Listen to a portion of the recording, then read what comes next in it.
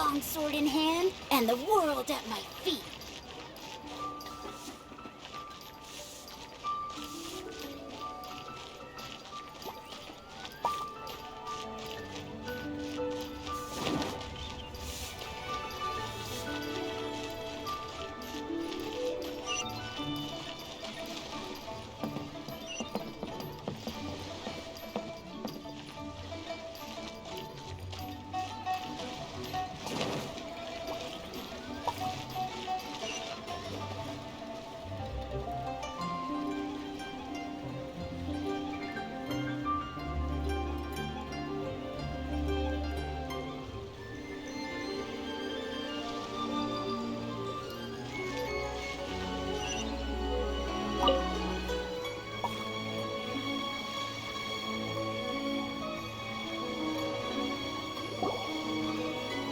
Is there anything I can do for you two?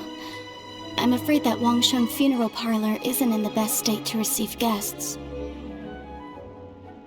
We've come to see Zhongli. Could you please tell him we're here? Unfortunately, Zhongli isn't here at the moment. It seems he went to Northland Bank. Doesn't the Northland Bank belong to the Fatui? Last time we saw Zhongli was before we went to the Golden House. Do you think he doesn't know about the attack on Liyue? Visiting the Fatui at a time like this could only mean more trouble. We had better go and make sure that everything is okay.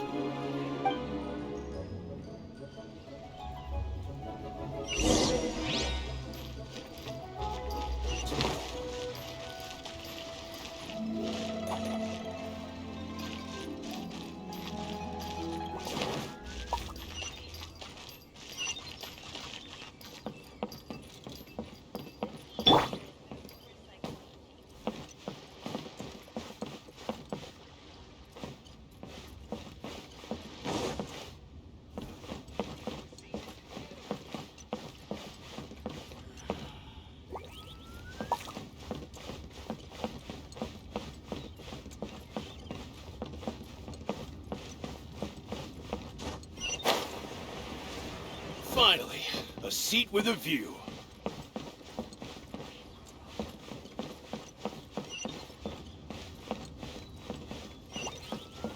Holy cuisine is inedible. Ugh, Liyue cuisine is disgusting.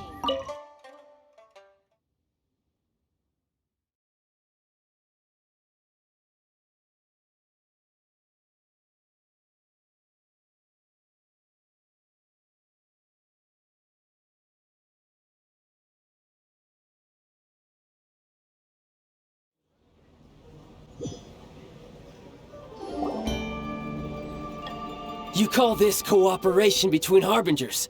Cooperation involves communication, you know. Don't take it to heart, child. Besides, aren't you happy that you got to skip the formalities and bring chaos to the land? I'm sure you must have enjoyed that. Oh, it seems that some of your friends have arrived. Hey, it's Zhongli and Child. And... you! You're also one of the Harbingers? It's you two. I believe we've met once before. In the city of Bards, was it? I'm glad you still remember my name. Ah, right. I imagine that it must have been rather hard to forget watching helplessly as something precious was snatched away from your friend. Well, if it isn't you two. This is our first time seeing each other since Liyue was nearly wiped off the map. This is certainly a bit awkward, wouldn't you say? Paimon knew that we should never have trusted a Fatui Harbinger. Oh, now don't say that. Sure, I may have misled you, but I never had anything against you personally. Besides, I thought we were getting along quite well together, didn't you? Except for that little tussle we had at the end. Nothing personal. We just have different views, that's all. Of course, you may very well hold this against me, but that's up to you. The real deceivers here are Senora and Zhongli. Curse them for leading me on. So actually, I think... Stop wasting time, child. There'll be plenty of time to chat once I'm through here. You remember the agreement, Morax. Now, if you would be so kind. The Gnosis, please. What in the world are you talking about? The contract is fulfilled. That which thou seeketh is now bestowed unto thee. For my promise is solid as stone.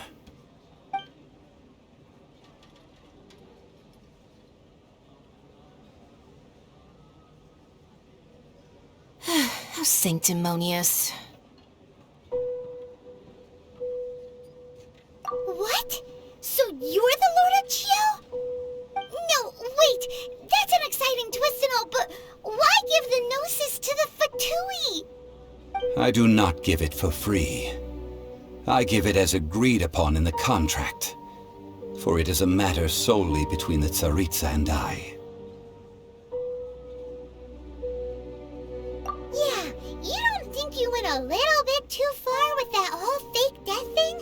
Everyone was preparing the ceremony for you, and splat! This big dragon falls out of the sky, and all of Liyue goes into an uproar. Talk about a disaster. Gathering all the forces that had been bubbling behind the scenes, and then stirring them together in a pot that was bound to boil over. That's what he wanted to see, am I right? Wait, what? Perhaps it's best that I explain. As you know, I've dwelt upon this world for more than 6,000 years. I witnessed the founding of Liyue, together with the Adepti 3,700 years ago.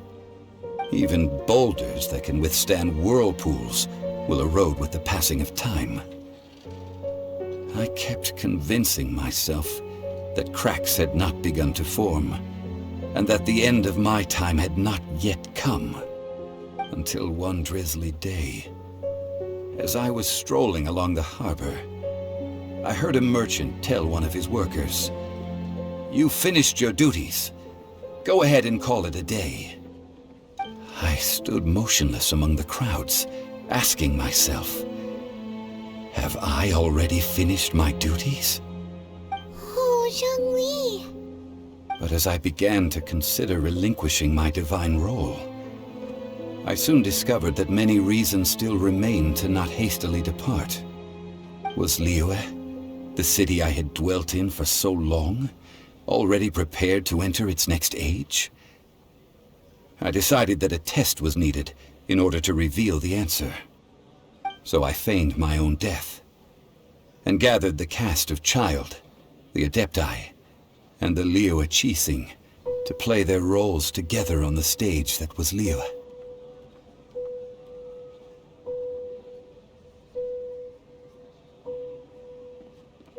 That's right.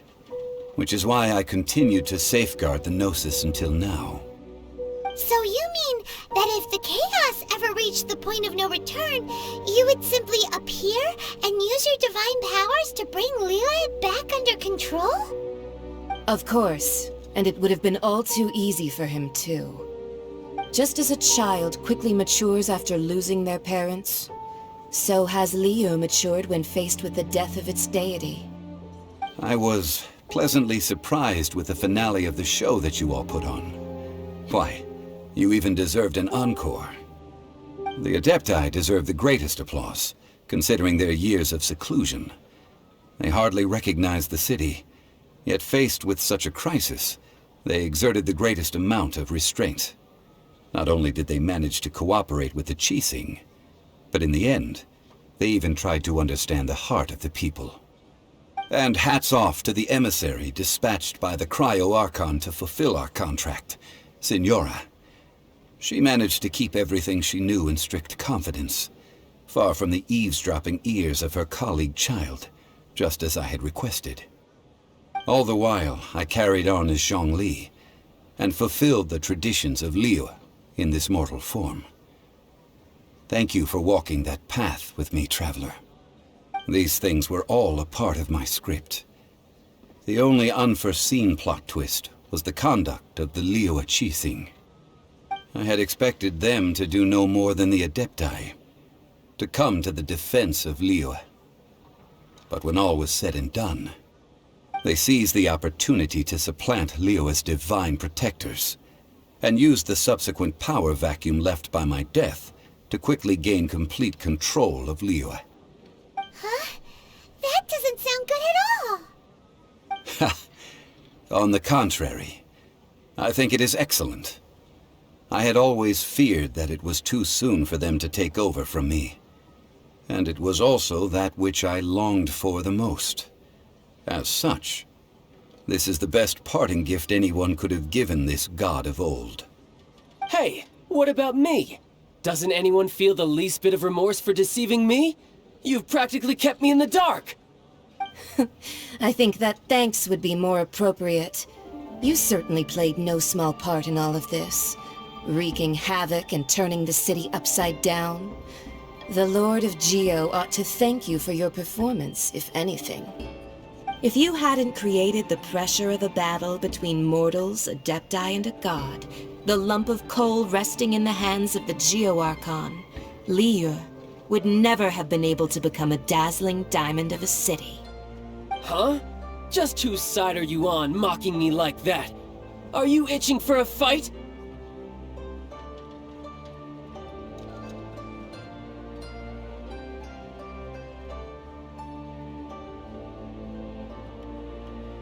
Hey, haven't you learned the Liyue saying, don't always call it as you see it? Well then, with the Gnosis in my possession, I have no use for such idle chatter. We should return to Zapoljarny Palace and seek an audience with Her Majesty, the Tsaritsa. Come, child. Fine. I'll meet you there later. I'm not sharing a boat with the likes of you. Do as you wish.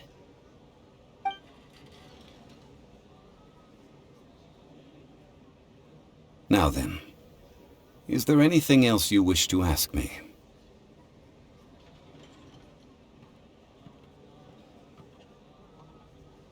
Right! As Zhongli always told us, a good trade is a fair trade. Paimon has no idea what could be a good trade for a Gnosis. Realistically speaking, there is no such thing. Huh? However, I am the god of contracts. For thousands of years, I have made countless contracts. If the deal was of no benefit, then I certainly would not be inclined to agree to it. My agreement with the Cryo Archon will be the last of my contracts as the Geo Archon. My contract to end all contracts. As for the bargaining chip that the Tsaritsa used to balance the scales, uncover that answer for yourself in your future journeys.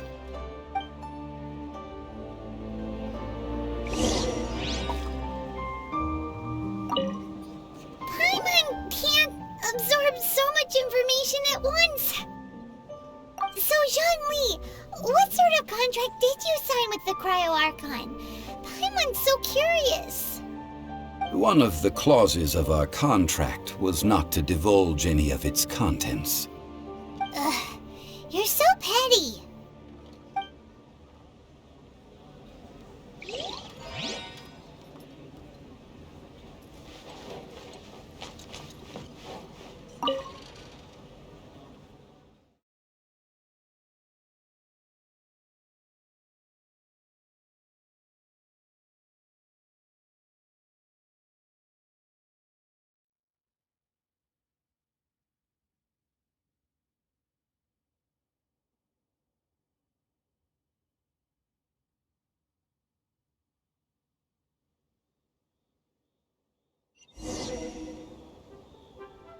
Today's the day of the rite of parting. Although the star of the show is fake, we've spent so much time trying to organize it, it would be a real shame not to go there now.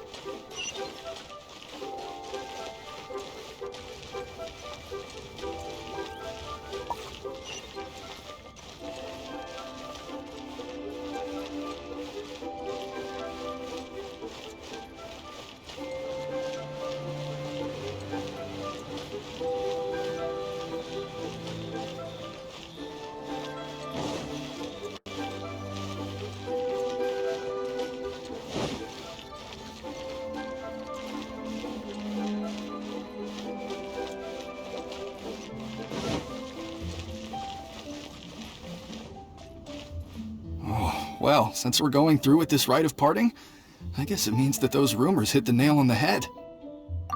So Rex Lapis is really... But they didn't catch the culprit, did they? Oh, come on. Do you think that the assassin could have been a normal person? You know what I think. I don't think any of the gossip on the streets you hear from those shady types is worth anything. There's only one real possibility in my mind. I've heard that the assassin was that Fatui fellow. Youngish, pretty high in rank. I think they called him Child. The Fatui? They certainly are very suspicious. Who knows what those greedy, crooked folks... Shh! Lower your voice. If the Fatui catch you in their sights, Rex Lapis won't be around to protect you this time.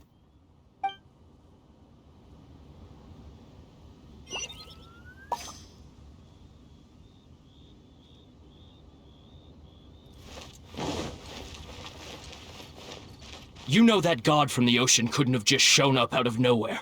I mean, it's been 2,000 years since Rex Lapis subdued it. Yes, and to think that this happened right on the heels of the incident with Rex Lapis, too. Say, do you think the person who assassinated our lord and released that evil god might have been one and the same? Now that you mention it, that's very possible. Yes, it's very possible indeed. I mean, it all fits together. That person must have colluded with the evil god to harm Rex Lapis. Oh, that wicked, black-hearted scoundrel. Still, what sort of supernatural prowess must this person possess to be able to do such things? I have never heard of such a person in all my years. Ah, forget it. Guessing's no use to us. Look, the Millelith over there looks like he's about to make an announcement. Let's hear what the Ministry of Civil Affairs has to say first.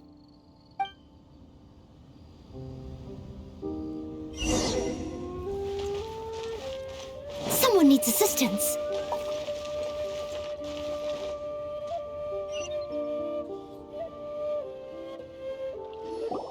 Hear ye all! The Qixing's words. Though a dragon soars ageless as the mountains, it too must return to dust. This is common knowledge. Gods and Adepti live glorious lives, but both light and shadow have their season. So too must they face divinely appointed trials. Rumors and hearsay abound on the streets that Rex Lapis was murdered. Now, let the truth be revealed. Having been thwarted in his trial, Rex Lapis's soul has recouped the celestial heights. He beseeches the people of Liyue to grieve not and to let not their hearts be saddened. Nor are they to believe street-born rumors or indulge in baseless speculation. Paimon needs a translation on what the Qixing's announcement said.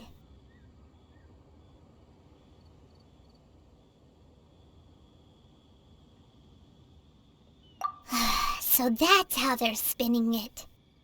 Something feels off. Why would they suddenly give up looking for the murderer? Not to mention how this excuse sounds like something they just made up on the spot. Could the Qixing already have known that Rex Lapis wasn't dead? But Zhongli said that neither they nor the Adepti knew anything. Did Zhongli tell them in secret after his gnosis changed hands?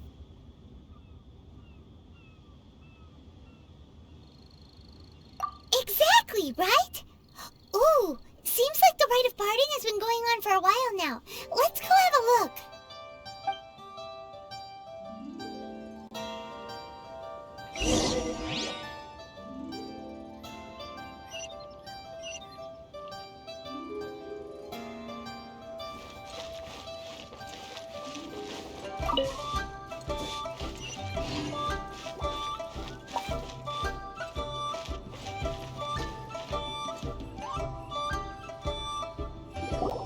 Look, it's Ningguang and Keqing. Are they saying something? Are their speeches over? As said previously, Rex Lapis's soul returning to the heavens is the end of the contract. And it is also the end of an era. 3,700 years of contracts burnt and reduced to ash. We, the people of Liyue, were indeed prosperous. But blinded by our prosperity, we forgot that time can be pitiless. The long, unending dream of our Archon walking among us. Now that we have awoken from our dream, we must learn to say farewell. Will you stand with us as we re-establish our contracts? As we build a new age of prosperity? So concludes the words of Her Eminence the Tianquan. Does Her Eminence the Yuheng have anything to add? Huh? Is she looking this way? Traveler. Yikes! She really is looking our way! Is that the traveler who they say defeated the ancient god? So young. The Liyue Qixing always repay their debts. And as you have heard, our eyes see far and our reach is long. Name your price. You deserve that much. Whoa!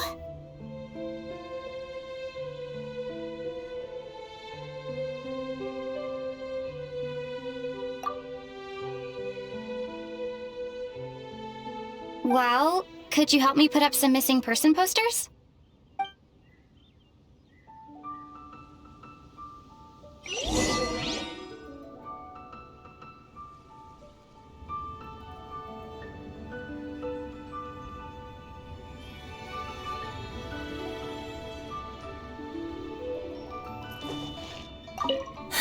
And to think I'd put my best perfume on before coming here, thinking you'd like it. But it seems as if those perfumes really were meant to be offered to Rex Lapis. Well, that's fine. Suffer no rivals in love, they say. And that's 3 gone in 1 stroke.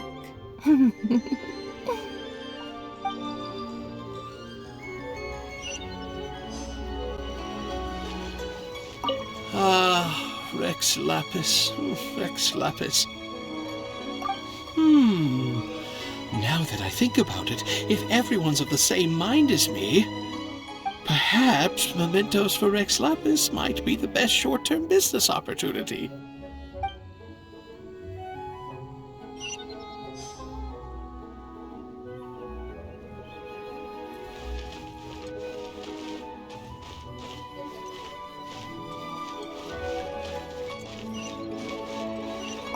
As for the mortals and Adepti in Liyue, what shape shall our relationship take from now on?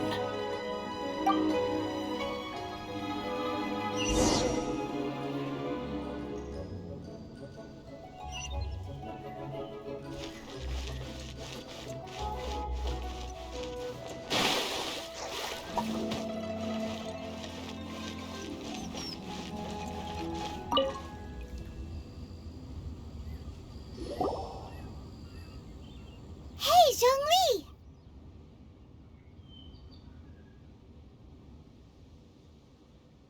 Look at this. Everyone in Liyue is caught up in their emotions, thinking that they'll never see Rex Lapis again. And here you are looking all relaxed. Why would I not feel more at ease after laying down the burden I have borne for 3,700 years? Right. If the two of you can spare the time, I should treat you to a meal at the Xinyue kiosk. Ha! That sounds like big talk, Zhongli. Paimon might have believed you if you were treating us to some third-round knockout, but you'd have to pay out your nose just to stand inside Xinyue kiosk. Are you sure you can afford it? You're right. I do lack the Mora. As the Rex Lapis Morax, I can easily create Mora. But since I have chosen to walk this earth as the mortal Zhongli, I should abide by the same rules that mortals do.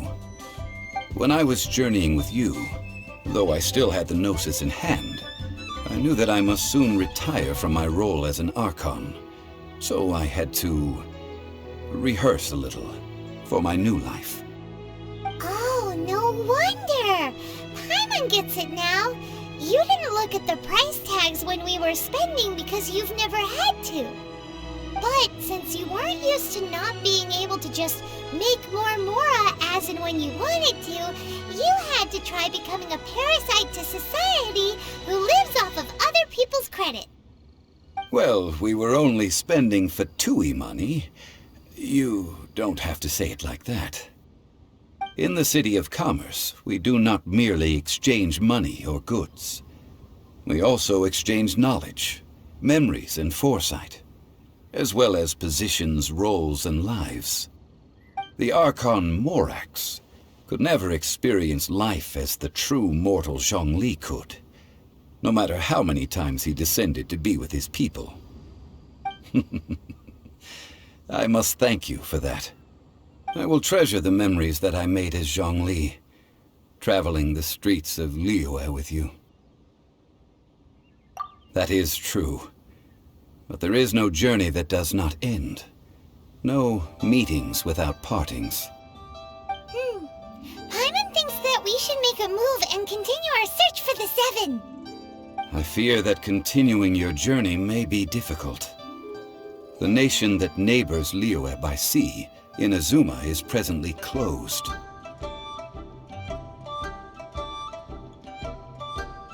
The Electro-Archon Ball. And just as the people of Liyue preferred to call me Rex Lapis, she too goes by another name among locals in Inazuma. Paimon thinks we've heard that one before. Raiden? That is the case. And since Raiden is also the Shogun of the Inazuma Bakufu, people call her the Raiden Shogun.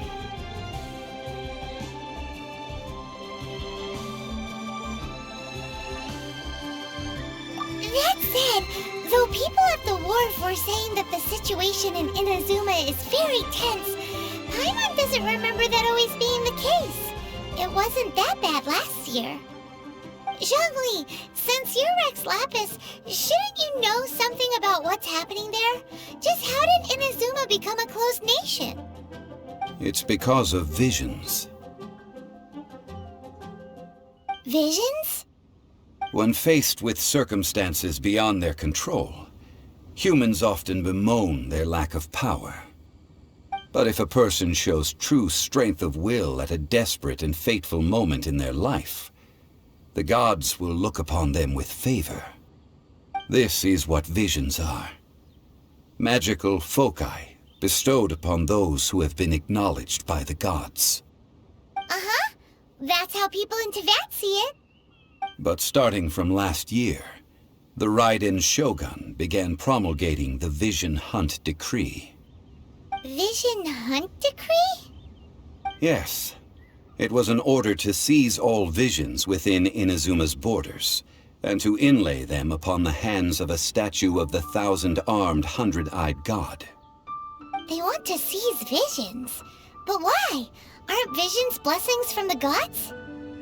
I should think that in the Raiden Shogun's eyes, it is precisely because they are divine blessings that they should be under the sole dominion of divinity. Whoa, that's harsh. The Animo Archon is the god of freedom, and the Geo Archon is the god of contracts. For her part, the Raiden Shogun is the god of eternity. It seems as though she has finally decided to eliminate any unstable elements that could pose a threat to her eternal realm. The fact that even I, the oldest of the seven, have now passed away, will only strengthen her resolve to pursue eternity. Knowing her, she must have again quoted that adage she is most fond of when proclaiming that decree to her people. 7 ideals for 7 gods, and of these, eternity is nearest unto heaven.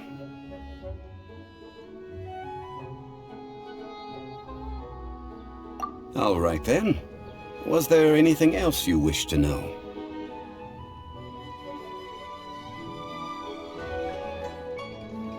Well then, I suppose you'll have to find a way to get inside this closed nation. Have patience. I suspect that some serendipity must first come into play.